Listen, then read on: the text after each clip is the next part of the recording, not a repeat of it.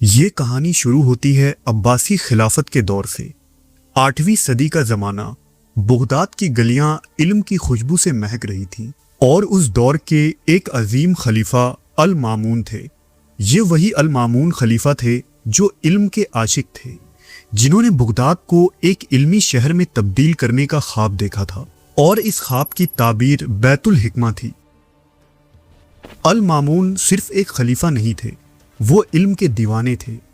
علم سے ان کی محبت کا یہ عالم تھا کہ انہوں نے اپنے دور کے ایک دور دراز ملک سسلی کے بادشاہ کو ایک خط لکھا، اور اس خط میں درخواست کی کہ سسلی کی لائبریری کے تمام علمی کتابوں کے نسخے بغداد بھیج دیے جائیں۔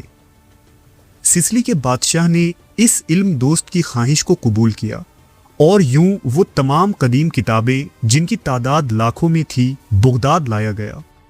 کہا جاتا ہے کہ سسلی سے یہ قیمتی کتابیں پہلے سمندری راستے کے ذریعہ خراسان لائی گئیں، اور پھر وہاں سے المامون نے 100 اونٹوں کے ذریعہ انہیں ایران کے راستے بغداد تک پہنچایا۔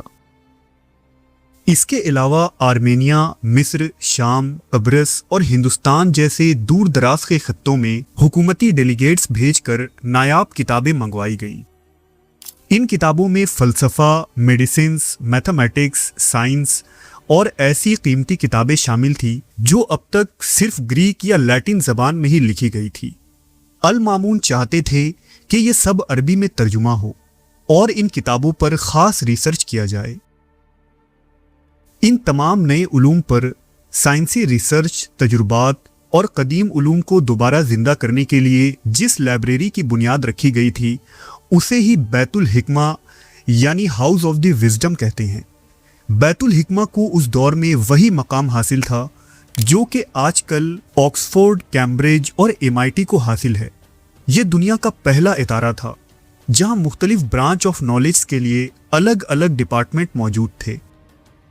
یہاں پوری دنیا سے علماء اور سائنسداں جمع ہو کر اپنے تحقیقی کام کو پیش کیا کرتے، جن پر بحث، گفتگو اور لمبے مباحثے کے بعد کوئی حتمی نتیجہ پیش کیا جاتا۔ جبکہ اس دور میں پورا یورپ جہالت کی تاریکی میں ڈوبا ہوا تھا، اور یورپ میں باقاعدہ تعلیم حاصل کرنے کے لیے کوئی کنسپٹ موجود نہیں تھا۔ اس وقت یورپ کے جہالت کے دور کو ڈارک ایج کا نام دیا جاتا ہے۔ یورپ کے ہر بڑے شہر جیسے لندن یا پیرس کی گلیوں میں ہر طرف کیچڑ، بیماریاں اور جہالت کا منظر نظر آتا تھا۔ یورپ میں اگر کسی کو کوئی بیماری ہو جاتی تو وہ سمجھتے تھے کہ اس پر کسی چڑیل کا سایہ ہے یا یہ پادری کی بددعا کا نتیجہ ہے۔ لیکن ٹھیک اسی وقت بغداد کی سڑکیں روشنیوں سے جگمگا رہی تھیں۔ اس شہر میں پکی سڑکیں تھیں، نالیوں کا بہترین انتظام تھا، اور وہاں دنیا کے سب سے بڑے اور عظیم یونیورسٹیز موجود تھے۔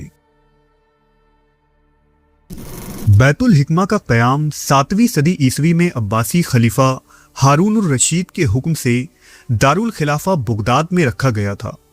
ابتدا میں بیت الحکمہ کو خلیفہ کی پرسنل لائبریری کے طور پر استعمال کیا جاتا تھا۔ ہارون رشید نے دنیا کے مختلف حصوں سے الگ الگ علوم پر کتابیں منگوا کر بیت الحکمہ میں رکھوانا شروع کیا، اور یہاں بڑے بڑے تراجم یعنی ٹرانسلیٹرز کو کام پر لگایا گیا تاکہ وہ دوسری زبانوں کی کتابوں کا عربی میں ترجمہ کریں۔ اور پھر المامون نے بیت الحکمہ کو باقاعدہ ایک سائنٹیفک اکیڈمی کا درجہ دیا۔ اس زمانے میں بیت الحکمہ میں بہت ترقی ہوئی۔ پوری دنیا کے سائنسداں، فلسفی اور مفکر بغداد آنے لگے۔ بیت الحکمہ میں دینی اور دنیاوی ہر طرح کے علوم پر کام کیا گیا۔ یہاں اسلامی فقہ، اکنامکس، ایسٹرونومی، میڈیکل سائنس، الکیمی، آرکیولوجی، جغرافی اور دیگر 70 سے بھی زیادہ علوم کی تعلیم دی جاتی تھی، اور بڑے بڑے دانشور ان علوم پر گہری تحقیق کیا کرتے۔ اس کے علاوہ بیت الحکمہ میں مدرس اور کام کرنے والے اسکالرز کو سیلری بھی دی جاتی تھی، اور یہ اس وقت کے لیے ایک انوکھا ماڈل تھا جہاں پر علم کو نہ صرف ایک مقدس فریضے کے طور پر بلکہ ایک پروفیشنل کریئر کے طور پر دیکھا گیا۔ بیت الحکمہ کے زیر انتظام ایک اسپیس اسٹیشن کا قیام بھی عمل میں لایا گیا، جو کہ اس دور کی جدید ترین اسپیس اسٹیشن تھی۔ یہاں سے کئی سیاروں اور ستاروں کا مشاہدہ کیا گیا، اور سولر سسٹم اور سورج کی گردش کے حوالے سے حیرت انگیز ریسرچ ہوئی۔ اس کے علاوہ چاند اور سورج گرہن کے بھی کئی مشاہدات کیے گئے۔ نئے نئے سیاروں اور ستاروں کی ڈسکوریز اور اسپیس میں ان کی حرکت کی صحیح تعین کو کئی ڈاکیومنٹری میں تحریر کیا گیا، جن کو الزیج کہا جاتا ہے۔ بیت الحکمہ کے دروازے ہر کسی کے لیے کھلے ہوئے تھے، یہاں تک کہ عیسائی اور یہودی طلباء بھی علم کے حصول کے لیے بغداد کا رخ کرتے اور وہاں ان کا استقبال کیا جاتا۔ بیت الحکمہ سے پھوٹنے والے علم کی روشنی سے عراق، ایران اور شام کے علاقے اس زمانے کی ترقی یافتہ دنیا بن گئے۔ بیت الحکمہ صرف ایک عام سائنسی مرکز نہیں تھا، یہاں کے انجینئرز اور آرکیٹیکچرز پورے بغداد میں ہونے والے تعمیرات کی نگرانی کیا کرتے تھے، جبکہ اس کے زیر انتظام کئی ہسپتال بھی تھے، جہاں ڈاکٹرز اور سرجن مختلف بیکٹیریا اور ان کی وجہ سے ہونے والی بیماریوں پر تحقیق کیا کرتے اور دن رات مختلف آرگنز کے آپریشن بھی ہوتے۔ المامون کی خواہش پر بیت الحکمہ کے ماہرین نے دنیا کا نقشہ بھی بنایا، جسے نقشہ الادریسی کہا جاتا ہے، اور یہ دنیا کا سب سے پہلا ایکوریٹ ورلڈ میپ مانا گیا ہے۔ یہاں ٹولمی، ایرسٹوٹل، پلوٹو، ایکلیدس اور برہما گپتا کی کئی سائنسی اور طبی تحریروں کو عربی زبان میں ترجمہ کیا گیا، اور یہاں سے ماہرین پوری دنیا میں بیش قیمت کتابوں کی کھوج کے لیے جاتے تھے۔ بغداد میں کتابوں کی اہمیت کا اندازہ اسی بات سے لگایا جا سکتا ہے کہ خلیفہ مامون نے یہ اعلان کر رکھا تھا کہ جو شخص کسی بھی نئی کتاب کا ترجمہ کر کے لائے گا، اسے اس کتاب کے وزن کے برابر خالص سونا انعام میں دیا جائے گا۔ انہی ماہرین کے ذریعہ المامون کو سسلی کی عظیم لائبریری کا پتہ چلا تھا۔ یہ لائبریری سائنس اور یونانی فلسفہ کی کتابوں سے بھری ہوئی تھی۔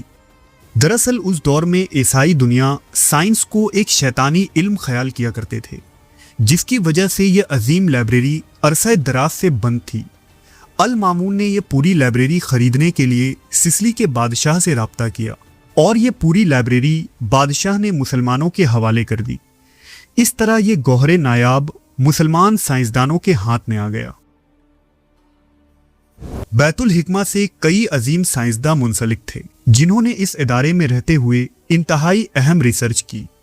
مشہور میتھمیٹیشینز الخوارزمی بیت الحکمہ میں ہی کام کیا کرتے تھے۔ انہوں نے پہلی بار الجبرا ایجاد کیا۔ اپنی مشہور کتاب الجبر میں کئی فارمولا تحریر کی جو آج کے جدید کمپیوٹر میں استعمال ہوتے ہیں۔ انہوں نے ڈیسیمل سسٹم کو بھی پہلی بار متعارف کروایا۔ اسی طرح ایک اور مشہور سائنسداں یعقوب الکندی نے کرپٹو انالیسس میں کئی دریافتیں کی۔ آپٹکس کے شعبے میں ابن الہیشم نے اہم ترین تجربات کی۔ پن ہول کیمرہ ابن الہیشم کی ہی ایجاد ہے۔ ان کی لکھی گئی کتاب کئی صدیوں تک یورپ میں پڑھائی جاتی رہی۔ اس کے علاوہ ایسٹرونومی میں بھی نئی دریافتیں کی گئیں۔ محمد موسیٰ دنیا کی تاریخ میں پہلے سائنسداں تھے جنہوں نے یہ دریافت کیا کہ اس یونیورس میں فزکس کے قانون ہر جگہ ایک جیسے ہوتے ہیں۔ محمد موسیٰ اور ان کے بھائی احمد اور حسن انتہائی ذہین انجینئر بھی تھے، اور وہ بنو موسیٰ برادران کے نام سے مشہور تھے۔ انہوں نے انجینئرنگ پر مشہور کتابیں تحریر کی، جن میں 100 مختلف انسٹرومنٹس کے ڈیزائن اور ان کے استعمال کا طریقہ درج تھا۔ اسی بیت الحکمہ کے تحت پہلی مرتبہ زمین کی سرکمفرنس کی پیمائش کی گئی، جسے بعد میں آنے والے سیاح البیرونی نے مزید ایکوریٹ کیا۔ میڈیکل سائنس کے شعبے میں حنین ابن اسحاق نے مختلف بیماریوں کے حوالے سے تحریریں لکھی اور ریسرچ پیپر شائع ہوئے۔ بیت الحکمہ میں چیچک، انفیکشن اور سرجری کے حوالے سے بھی مختلف دریافتیں ہوئیں، جو کہ آنے والے کئی صدیوں تک میڈیکل سائنس کی بنیاد بنی رہی۔ آج جب ہم ہسپتال جاتے ہیں اور وہاں کے صاف ستھرے وارڈ، الگ الگ بیماریوں کے لیے الگ الگ ڈپارٹمنٹ اور مفت علاج کا نظام دیکھتے ہیں تو ہمیں یہ لگتا ہے کہ شاید یہ انگریزوں کی دین ہے، لیکن حقیقت یہ ہے کہ دنیا کا سب سے پہلا جدید اور ماڈرن ہاسپٹل مسلم دنیا میں ہی بنایا گیا تھا، جسے بیمارستان کہا جاتا تھا۔ بغداد کے ہسپتالوں میں مریضوں کا علاج مفت ہوتا تھا۔ وہاں ایک طرف ابن سینا جیسے عظیم سرجن اور ڈاکٹر تھے جن کی لکھی ہوئی کتاب القانون فی طب کو یورپ کی یونیورسٹیز میں 600 سالوں تک پڑھایا گیا۔ आज की जदीद दुनिया में जब हम स्मार्टफोन्स, कंप्यूटर और इंटरनेट देखते हैं तो ये सब जिस चीज पर टिका है उसे एल्गोरिदम कहा जाता है। ये एल्गोरिदम दुनिया के सबसे बड़े रियाजीदां अल ख्वारिज़मी की ही देन है। अल ख्वारिज़मी ही वो अजीम इंसान थे जिन्होंने दुनिया को एल्गोरिदम दिया। अगर अल ख्वारिज़मी के इक्वेशंस और उनके बनाए हुए जीरो के कानून नहीं होते तो ना आज कोई कंप्यूटर बन पाता और ना ही कोई इंसान चांद पर कदम रख पाता। जब आज हम हवाई जहाज में सफर करते हैं तो राइट ब्रदर का नाम लेते हैं, लेकिन राइट ब्रदर से हजारों साल पहले स्पेन के शहर में अब्बास इब्ने फरनास नाम के एक मुस्लिम साइंसदान ने परिंदों के परों और रेशम के कपड़ों से दुनिया का सबसे पहला फ्लाइंग मशीन बनाया था और एक पहाड़ी से छलांग लगाकर हवा में कामयाबी से उड़ान भरी थी। बैतुल हिकमा में जदीद उलूम पर तहकीक के साथ साथ पोशीदा खुफिया उलूम पर भी काम किया जा रहा था, जिसमें एक खुफिया इल्म अल केमी है। यहाँ जाबिर बिन हयान जैसे अजीम कीमियागर मादों के साथ तजुर्बात कर रहे थे। दरअसल कीमियागरों का मानना था कि कुछ खास एक्सपेरिमेंट्स के जरिया धातु को सोने में बदला जा सकता है और इस कीमियाई मुरक्कब से अक्सीर हयात भी बन सकता है, जो एक ऐसी पुरअसरार पानी है जो न सिर्फ बीमारियों को ख़त्म कर देती है बल्कि इंसान को हमेशा के लिए ज़िंदगी दे सकती है। गर्चा बैतुल हिकमा में अक्सीर हयात बनाने वाले साइंसदानों को कामयाबी मिली या नहीं, इसके मुतालिक कोई रिकॉर्ड नहीं मिलता। अलबत्ता उनकी कोशिशों और एक्सपेरिमेंट्स ने जदीद केमिस्ट्री की बुनियाद रखी।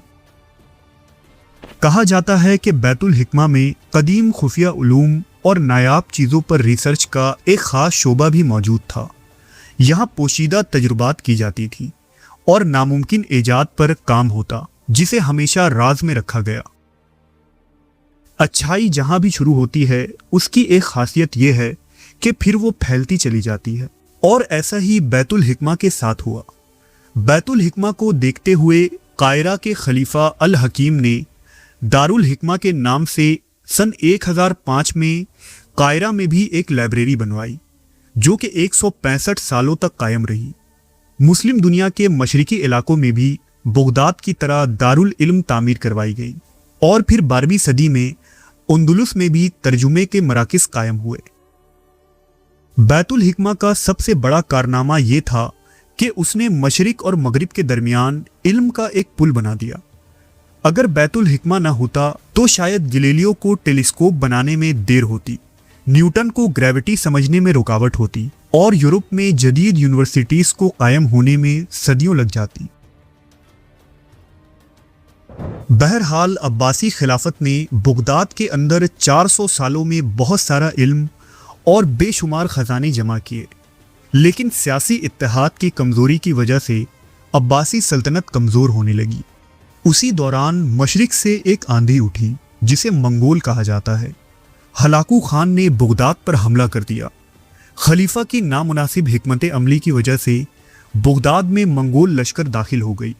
मंगोलों ने शहर में आग लगा दी, इमारतों को ढा दिया, लाखों मुसलमानों का कत्ले आम हुआ और बैतुल हिकमा को भी जला दिया गया। मंगोलों के इस खौफनाक हमले ने बगदाद को तबाह व बर्बाद कर दिया। मंगोल लश्कर ने बैतुल हिकमा से लाखों किताबें निकाली और दरियाए दजला में फेंक दिया। कहते हैं कि उन किताबों की स्याही की वजह से उस नदी का पानी कई दिनों तक काले रंग से बहता रहा।